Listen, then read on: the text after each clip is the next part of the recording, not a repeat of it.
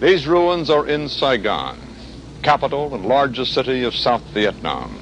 They were left here by an act of war, Vietnamese against Vietnamese. Hundreds died here. Here in these ruins can be seen physical evidence of the Viet Cong's Tet Offensive. But far less tangible is what these ruins mean, and like everything else in this burned and blasted and weary land, they mean success or setback, victory or defeat, depending upon whom you talk to. I believe it gives to the VC, it shows first to the VC that the Vietnamese people from whom they hope to have a general uprising and to welcome the VC in the city. This is a very bad test for them. I think that people have realized now that there's no secure areas. Your own home in the heart of the city is not secure. I am stunned myself when I see that the Viet Cong can come to your door, knock the door, and just kill you instantly without any warning, and you yourself without any protection from the government.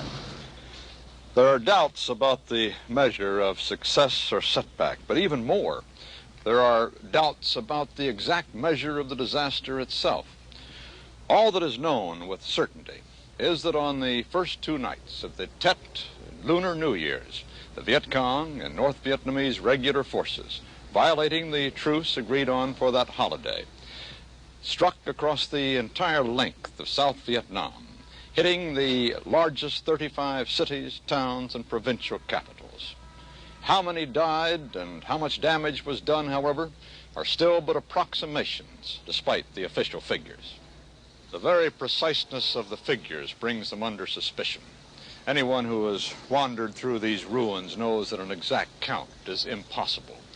Why, just a short while ago, a little old man came and told us that 2 VC were buried in a hastily dug grave up at the end of the block.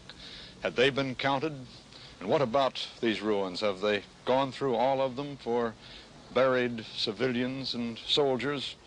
And what about those 14 VC we found in the courtyard behind the post office at Hue? Had they been counted and tabulated? They certainly hadn't been buried.